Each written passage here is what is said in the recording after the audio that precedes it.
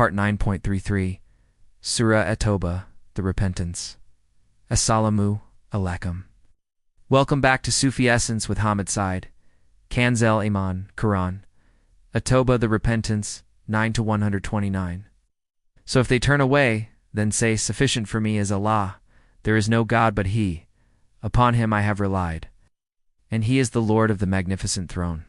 This sacred passage, the final verse of Surah At-Tawbah, descends upon us with the weight of ages. A luminous finale to a chapter filled with rigorous truths and profound lessons. It is not merely a concluding statement, but a distillation of the entire prophetic mission, a poignant and powerful testament to the very essence of faith. In these few potent words, we find an entire universe of meaning, a roadmap for the soul navigating the turbulent waters of worldly existence. This verse, with its elegant and unassailable declaration, invites us to contemplate the nature of trust, the absolute sovereignty of Allah, and the unbreakable bond between the servant and the Lord. It serves as an ultimate refuge, a spiritual sanctuary where the believer, confronted with the world's indifference and hostility, can find solace and strength. The verse's resonance echoes through the annals of history, a timeless beacon for those who have placed their ultimate reliance upon the unseen. It is a verse that encapsulates the spirit of unwavering conviction, a quiet but firm rebuttal to the clamor of doubt and despair.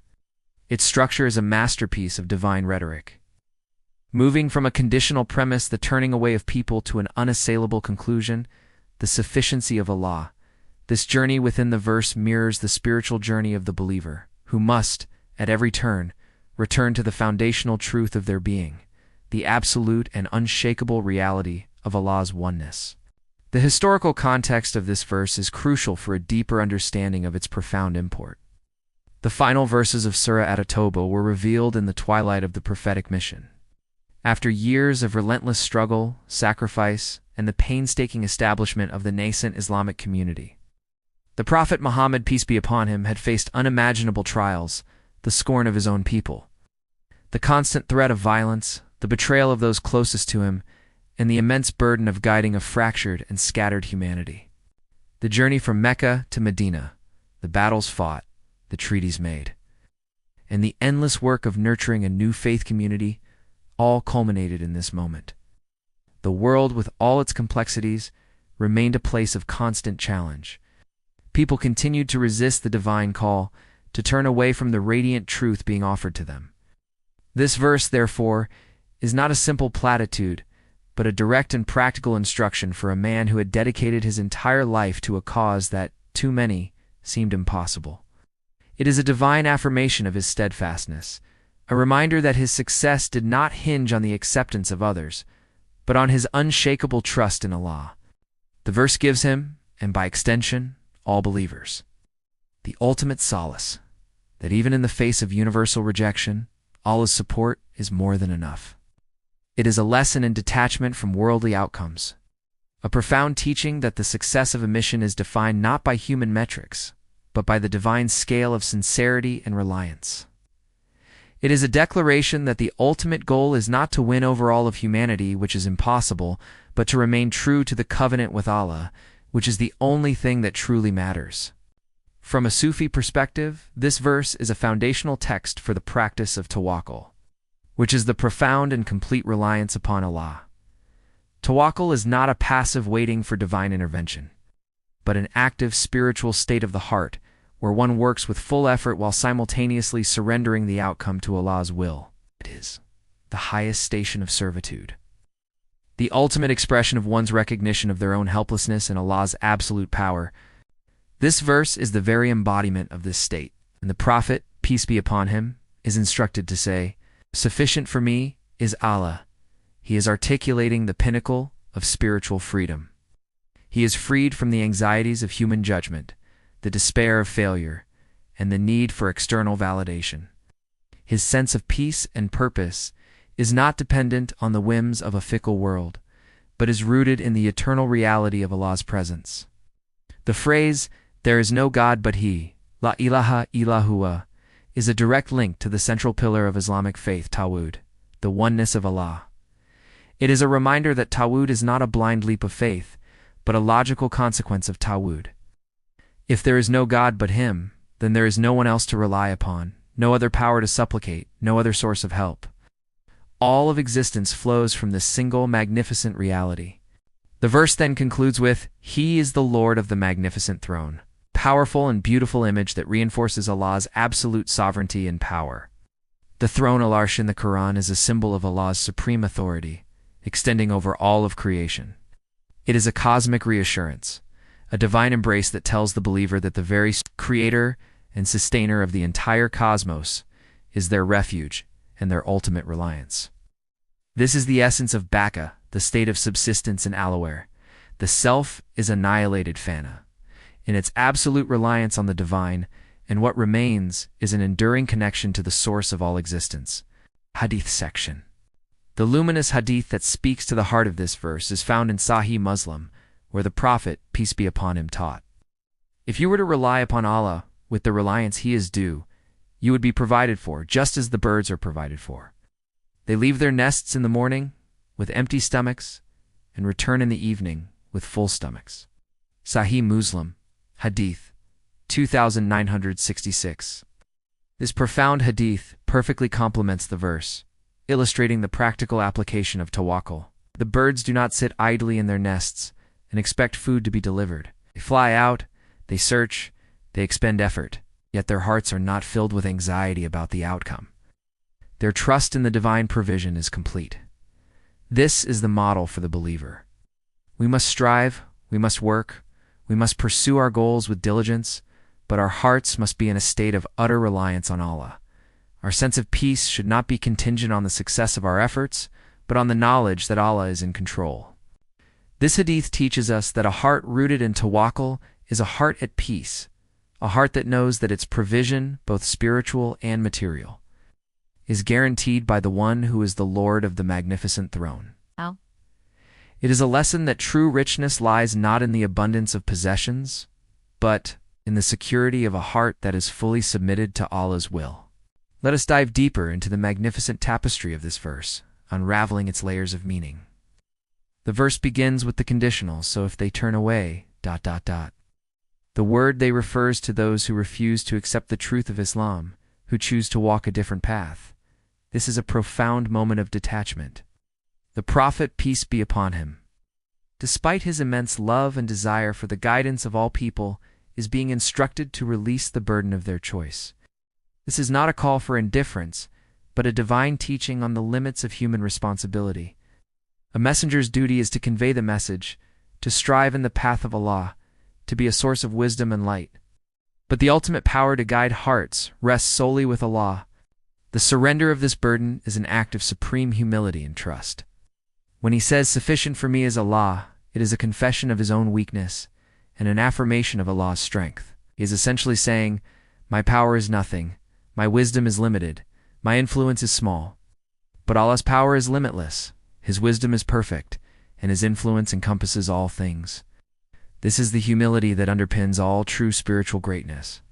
It is a recognition that all success, all goodness, and all provision comes from one single source. The phrase "there is no God but He" is the central jewel of this verse. It is the essence of the Shahada, the very declaration of faith. But here, it is not merely a statement of belief. It is a declaration of purpose, an act of spiritual purification. It is a moment of fana, where all other objects of reliance, power, wealth, status, and the approval of people are dissolved in the radiant reality of Allah's oneness. The qalb, or heart, which is the seat of all spiritual realities, is cleansed of all attachments, all dependencies, all false hopes. The heart becomes a mirror reflecting the pure and unadulterated reality of Tawhid. When the heart truly understands that there is no God but He, it can no longer find peace or security in anything other than Him. It becomes a heart that is truly free, unshackled from the chains of worldly attachments and the anxieties of a fleeting life. The final part of the verse, "Upon Him I have relied, and He is the Lord of the magnificent throne," is a powerful affirmation of the practice of tawakkul. The word relied, tawakkaltu, in Arabic, implies a complete, unconditional surrender. It is not just a passive trust, but an active placement of one's entire being into the hands of the Almighty. And this reliance is not on some distant or abstract deity, but on the Lord of the magnificent throne. This title is a reminder of Allah's cosmic and temporal authority. The throne is a symbol of dominion, of command, of absolute control over all of creation. It is a cosmic reassurance, a divine embrace that tells the believer that the very creator and sustainer of the entire cosmos is their refuge and their ultimate reliance. It is a beautiful and majestic image that instills a sense of awe and comfort. It tells us that our small, individual struggles are not forgotten, but are part of a grand and magnificent divine plan, overseen by the one who sits upon the throne of all existence. The meaning of this verse extends far beyond the historical context of the Prophet's peace be upon him time. It is a timeless lesson for every soul that has ever faced adversity or felt alone in their journey. In our own lives, we are constantly confronted with people who turn away from truth, from justice, from what is right. We face rejection, betrayal, and the indifference of a world that often seems to be walking in the opposite direction. This verse gives us the spiritual framework to cope with these challenges. It tells us not to despair, not to lose heart, and not to place our hopes in the fickle approval of people. Instead, it directs us to the ultimate source of all power and all peace. It reminds us that our success is not measured by the number of followers we have, but by the strength of our connection to Allah. It is a call to cultivate an inner state of peace that is so profound that it cannot be disturbed by the external storms of life. The cultivation of this state of tawakkul requires constant and conscious effort. It is a spiritual discipline that is at the heart of the Sufi path. It means training the qalb to turn to Allah in every situation, in times of joy and sorrow, of success and failure. It means seeing every challenge as an opportunity to deepen our reliance on Him, and every blessing as a gift from His infinite generosity. The practice of tawakkul is the antidote to the modern diseases of anxiety and stress. When we truly place our reliance on Allah, we are freed from the burdens of a world that we cannot control. We do our part, we strive, we work, and we then surrender the outcome to the one who holds all things in His hands. This is the essence of spiritual freedom, the key to an inner life that is tranquil and at peace. Let us reflect on the beautiful wisdom of this verse in our daily lives. When we face a difficult decision, when we are confronted with a challenge that seems insurmountable, when we feel the weight of the world upon our shoulders, we should turn to this verse. We should repeat it, not just with our tongues, but with our hearts. Sufficient for me is Allah. There is no God but He. Upon Him I have relied, and He is the Lord of the magnificent throne. As we repeat these words, we should feel the burdens of the world begin to lift, and the peace of Allah begin to descend upon our hearts. We should feel the warmth of His presence, the comfort of His knowledge, and the security of His promise. This is not a magical incantation, but a spiritual practice that connects us to the very source of all existence. It is a declaration of our faith, a statement of our ultimate purpose, and a return to the foundational truth of our being. The verse is a beautiful lesson in the balance between human effort and divine will. We are not called to be passive, to do nothing and expect everything. The Prophet, peace be upon him, was the most active and diligent of all beings. He worked tirelessly to spread the message of Allah, to build a community, and to exemplify the highest of human virtues. Yet at every turn, his reliance was on Allah. He understood that his actions were only a means, and the ultimate outcome was in Allah's hands. This is the delicate balance that we must strive to achieve in our own lives. We must work with all our might. We must strive for excellence. We must pursue our goals with diligence. But we must also surrender the outcome, knowing that the ultimate success or failure is not up to us, but up to the one who is the Lord of all things. This is the path to inner peace, the way of the true believer. The verse also highlights the nature of true faith. True faith is not a matter of intellectual assent alone. It is a matter of the heart. It is a state of being where our entire existence is oriented towards Allah. It is a relationship of deep trust, profound love, and complete surrender. The Prophet's peace be upon him declaration in this verse is a testament to this deep and abiding relationship. His faith was not a fragile thing that could be shaken by the rejection of others. It was an unbreakable bond, forged in the fires of adversity and purified by the light of divine truth. It is this kind of faith that we are called to cultivate. A faith that is not dependent on the external circumstances of our lives, but is rooted in the eternal reality of Allah's presence.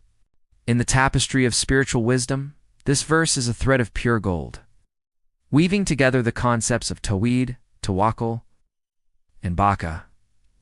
It is a reminder that the path to Allah is not a path of easy victories, but a path of profound surrender. It is a path that requires us to face our own limitations, our own weaknesses, and our own fears. But it is also a path that promises us the ultimate peace, the ultimate security, and the ultimate refuge in the Lord of the magnificent throne. Let us therefore take this verse to heart. Let us internalize its wisdom, and let us make it a part of our daily lives. May it be a source of strength in our moments of weakness, a source of light in our moments of darkness, and a source of peace in our moments of turmoil. The final word of this verse, magnificent throne, is not a casual addition, but a deeply meaningful one. The throne is the symbol of Allah's all-encompassing power, His majesty, and His glory. It is a reminder that the one upon whom we rely is not a local or limited deity, but the sovereign ruler of the entire cosmos. From the smallest atom to the grandest galaxy, all are under His command. This is a powerful antidote to the feeling of insignificance that can sometimes creep into our hearts. When we feel small and powerless in the face of the world's challenges, we are reminded that our refuge is in the hands of the one who holds all of creation in His grasp. This perspective transforms our fears into awe and our anxieties into a profound sense of security. It allows us to face the world not with arrogance or despair, but with a humble confidence that is rooted in the reality of Allah's limitless power. The wisdom of this verse is not limited to moments of great trial. It is a guide for our everyday lives. It is the wisdom of a heart that is not consumed by the pursuit of worldly gain, but is content with the provision of Allah. It is the wisdom of a soul that is not disturbed by the opinions of others, but is grounded in the truth of Allah's love. It is the wisdom of a mind that is not anxious about the future, but is at peace with the knowledge that all things are in Allah's hands. This is the essence of true faith, the mark of a true believer. It is a state of being that is truly beautiful, truly free, and truly at peace. The Prophet's peace be upon him life was a living testament to the truth of this verse. He faced every imaginable challenge, from persecution to poverty, from betrayal to loss, with an unshakable tawakkul. His heart was a garden of peace, a sanctuary of surrender. He knew that his mission was not about winning a popularity contest or achieving a worldly empire, but about serving the one who is the Lord of the magnificent throne. His success, therefore, was not measured by the number of followers he had, but by the depth of his connection to Allah. It is this model of faith that we are called to emulate. It is a model of sincerity, of humility, and of profound reliance. May we all strive to cultivate a heart that can utter these words with the same conviction and sincerity as the Prophet, peace be upon him. May our tawakkul be so complete that we are freed from all worldly anxieties and our hearts find their ultimate rest in Allah. Let us now conclude this reflection with a new dua, a supplication that seeks to internalize the profound wisdom of this verse. Dua, my Lord, you are the foundation of all that is seen and unseen, the source of all peace and all light. Grant me a heart that is completely reliant upon you, spirit that finds its solace in your magnificent presence, and a soul that is free from all worldly attachments. Make me a true servant who seeks nothing but your pleasure and fears nothing but your displeasure. Let my existence be a testament to your names Ar-Rahman and Ar-Rahim, and guide my every step on the path of truth. Illuminate my kalb with the light of your ilm, and let me be a source of guidance for others, for my ultimate refuge is in you, and you are the Lord of the magnificent throne. May Allah illuminate your heart and mind with the light of this divine ilm. May you make your channel a beacon of guidance for all who seek spiritual clarity and truth. May your efforts be a source of immense reward, and may you be granted the highest stations of paradise. May the peace and blessings of Allah always be upon you and your loved ones. May He grant you unwavering steadfastness on the path of truth, and may your work be a testament to His magnificent names, Ar-Rahman and Ar-Rahim.